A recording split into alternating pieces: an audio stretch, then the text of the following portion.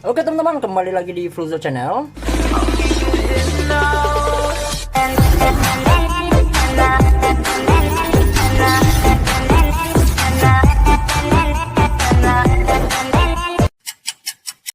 Kali ini saya akan berbagi sedikit informasi mengenai tiebreak yang digunakan dalam pertandingan pairing Swiss Manager.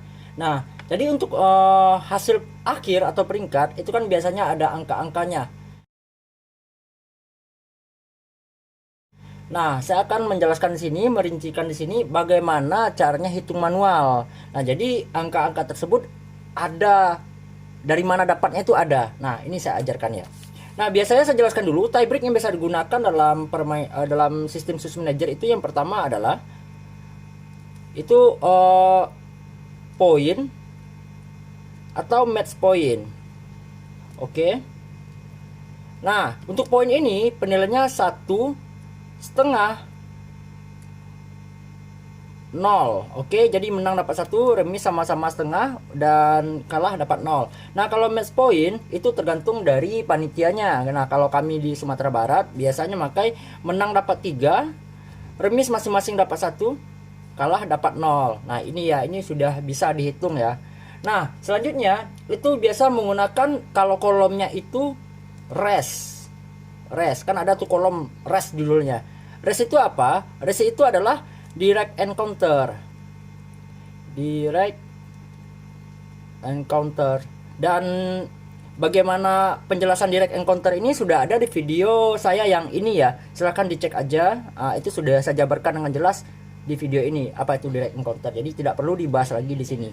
Nah, yang ketiga, tiebreaknya adalah itu biasanya solve off. Atau di Swiss Manager itu namanya di tabelnya BH, yang artinya itu adalah Busov.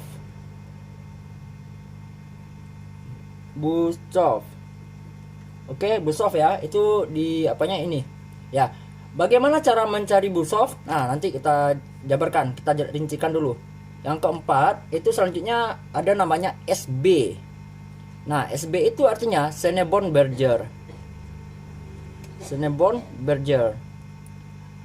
Nah, selanjutnya itu ada namanya progressive score.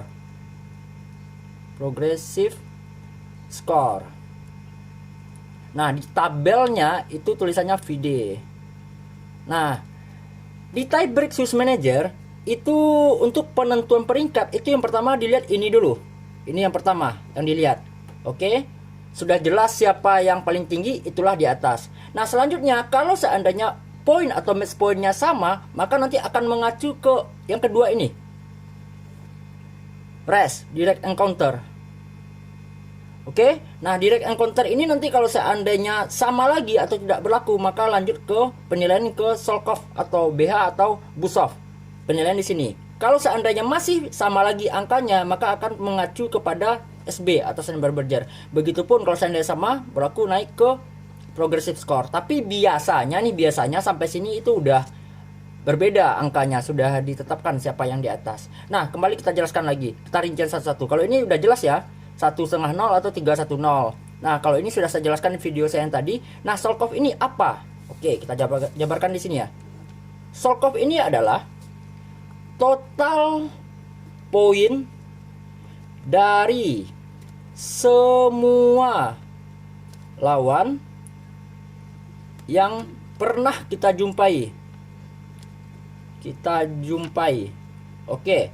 Ini perlu diingat dulu. Solkov itu adalah atau SB, Solkov itu atau Busov itu adalah total poin dari semua lawan yang pernah kita jumpai. Tolong diingat ya, yang namanya poin itu patokannya 1,5 0.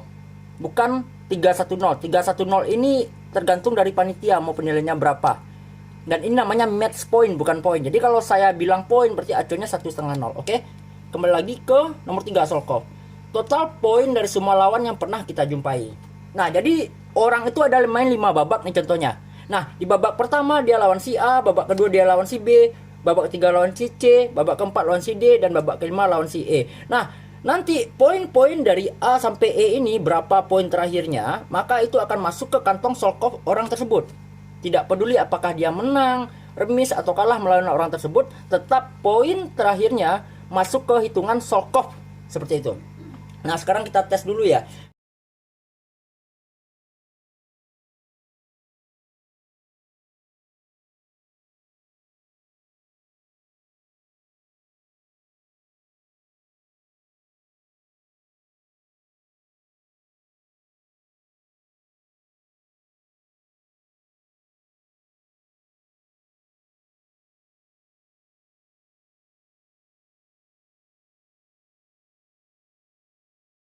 Kita lihat di sini patokannya ada yang namanya di sini peringkat 1 ya. Oke, yang peringkat 1. Kita lihat. Nah, untuk penilaiannya adalah di sini babak pertama, babak kedua, babak 3, babak 4, babak 5. Nah, kita lihat nih. Babak pertama, ini yang peringkat 1 Deli Yuliana ya. Kita cek di sini. Babak pertama dia melawan peringkat 7. Dia lawan ini di babak peringkat lawan poin. Nah, babak pertama kita cek di sini dia melawan peringkat 7, berarti Raihan Ramadan. Kita lihat nih Raihan Ramadan ini poin terakhirnya berapa. Oke, kita lihat ya Raihan Ramadan. Ini dia Raihan Ramadan. Poin terakhirnya kita lihat di sini PTS ya, PTS itu 3. Jadi poinnya ada 3 dan dia lawan peringkat 7. Poinnya 3. Oke, babak kedua Deli ini melawan peringkat 4. Oke, peringkat itu 4 itu poinnya berapa? Kita cek di sini. Muhammad Afdal poinnya ada 3 juga. Ada 3 juga. Nah, babak ketiga lawan Deli ini adalah yang peringkat 3 ya. Babak 3 lawan peringkat 3 M Azim Azari, poinnya itu ada 3,5. Ini peringkat 3 ya. Lawan poinnya 3,5. Nah, babak keempat itu Deli ini melawan peringkat 2 Julia Yuningsi dengan poin 4,5. Peringkat 2 dengan poinnya 4,5. Dan babak terakhir dia melawan peringkat 8 Aditya Rahman dengan poin 2,5. Nah, untuk mencari nilai Solkov, kesemua ini kita jumlahkan. Ini adalah poin yang dimiliki oleh lawannya di babak pertama, ini poin yang dimiliki oleh lawannya di babak kedua, babak 3, 4, 5, begitupun. Kita tambahkan ya.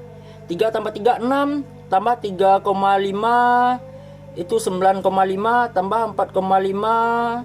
Nih 9,5 sampai sini ya. 9,5 tambah 4,5 tambah 2,5. Nah, kita tambahkan 15, 1, 10, 16. 16,5 untuk nilai Solkovnya. Oke. Cocok ya. 16,5 untuk nilai Solkov. Ini cocok. Nah, begitupun juga untuk peringkat-peringkat yang lain. Jadi inilah untuk mencari nilai Solkov. Nah, selanjutnya kita akan lanjut ke Solkov. Ini udah clear ya, udah oke ya. Nah, sekarang kita lanjut ke Sonneborn Berger. Nah, Sonneborn Berger ini. Oke, kita larikan ke panahnya ke sini. Nah, Sonneborn Berger ini hampir sama dengan Solkov, hampir sama namun berbeda. Nah, bedanya di mana? Kalau Solkov itu kita tidak peduli kita menang, kalah atau remis dengan orang tersebut, tetap poin terakhirnya masuk ke kantong Solkov kita. Nah, kalau untuk Sonneborn berbeda, teman-teman. Bedanya di mana? Kalau kita menang melawan orang tersebut, maka seluruh poin terakhirnya masuk ke kantong kita. Jika menang, seluruh poin masuk ke kantong kita ya. Kalau remis, sama dengan setengah dari total poinnya. Nah, ini bedanya. Kalau remis kita melawan orang tersebut, maka setengah dari poin akhirnya itu masuk ke kantong Sonneborn kita. Nah, kalau seandainya kalah, tidak ada sama sekali kita mendapatkan poin orang tersebut. Jadi perbedaannya di sini, menang dapat seluruh poin, remis setengah dari total poin, maka kalah tidak dapat apa-apa. Nah, kita cek lagi nih, kembali ke Deli Yuliana tadi ya. Kalau untuk Solkov kita sudah dapat nominal di sini. Nah, kita lihat babak pertama Deli ini menang ya. Babak kedua menang, babak 3 menang, babak 4 ini remis, babak 5 menang. Nah, sekarang kita cek aja teman-teman. Berarti dari ini tambah ini tambah ini tambah ini tambah ini, kita lihat yang remisnya yang mana. Berarti di babak 4 ya. Babak 4 yang remisnya. Nah, berarti separuh dari 4,5 itu adalah 2,25. Berarti ini aja. 16,5 kurang 2,25. 2,25. Oke, kita kurang. Ini dapat 5, ini 2, koma lagi, berarti ini 4, ini 1, 14,25. Nah, cocok ya teman-teman. Begitu juga untuk peringkat-peringkat akhir. Jadi cukup dicari saja. Bikin ini babak 1 sampai 5, babak terakhir. Nah, peringkat lawannya ini peringkat-peringkat berapa? Kita cek poin-poin terakhirnya. Nah, jadi kalau untuk Solkov kita tambahkan semua. Nah, kalau untuk Snowboard kita cukup, kalau seandainya ini menang masuk, tambahkan. Ini menang masuk, tambahkan. Kalau di sini babak 3 dia kalah, ini kita coret, nggak masuk. Kalau di sini remis, ini kita bagi 2, masuk. Babak 5 kalau dia menang masuk semua. Jadi nanti ditotalkan maka akan menemukan nilai Snowboard. Nah, lanjut ke kita progressive score. Nah, untuk progressive score itu sangat sederhana sekali teman-teman. Oke, progressive score. Ini hanya penambahan 1,5 dan 0. Ini artinya seperti ini. Ini babak 1, babak 2, babak 3, babak 4, babak 5. Oke, kita patokan 5 babak dulu seperti di awal. Nah, kita anggap pemain ini menang dari babak 1 sampai babak 5. Kita anggap dulu ya. Ini adalah babak nilai. Nah, babak 1 dia menang, dia akan mendapatkan nilai progressive score 1. Oke. Babak 2 menang, dia akan mendapatkan nilai progressive score 2. Babak 3 menang, dia akan mendapatkan nilai progressive score 3. Babak 4 kalau dia menang, dia mendapatkan nilai PS progressive score 4. Dan kalau babak 5 menang, dia akan mendapatkan nilai PS 5. Nanti untuk nilai akhir PS ini akan ditambahkan, dijumlahkan, maka mendapatkan hasil dari nilai progressive score. Nah, inilah nilai progressive score. Artinya di sini teman-teman, catat ringkasnya, kalau menang tambah 1, remis tambah setengah, kalah tambah 0. Ini yang perlu diingat untuk menghitung progressive score. Oke, kalau seandainya patokan menang semua kan tadi udah lihat nih. Babak pertama dia menang 0 tambah 1. Oke, ini dapat dia 1. Oke, ini tambah 1 ya. Babak kedua dia menang, berarti 1 tambah 1. Nah, ini dapat 2. Nah, kalau di babak 3 dia menang, maka nilainya adalah 2 tambah 1. Begitupun babak-babak selanjutnya. Nah, sekarang kita lihat yang kalah dulu. Babak 1, ini babak ya. Babak 1, babak 2, 3, 4, 5. Oke, ini nilai.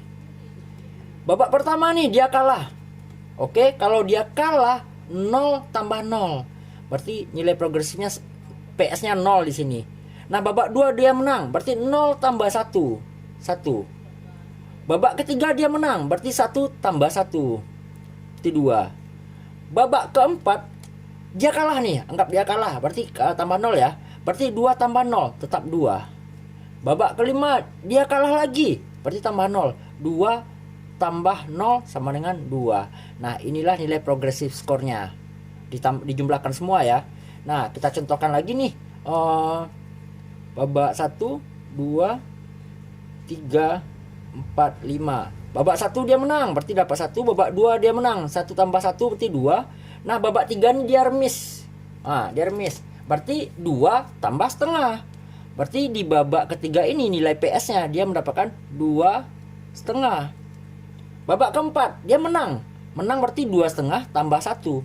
Berarti 3,5. Babak kelima dia remis. Berarti 3,5 tambah setengah. Berarti nilai PS-nya 4. Nah, ini nanti dijumlah, ditotal, maka dapat nilai PS. Begitulah teman-teman untuk menghitung progressive score. Nah, jadi itulah tiebreak yang biasa digunakan di program Swiss Manager, dan itu adalah cara hitung manualnya. Mungkin teman-teman penasaran dari mana sih angka-angka ini, kenapa bisa jadi seperti ini.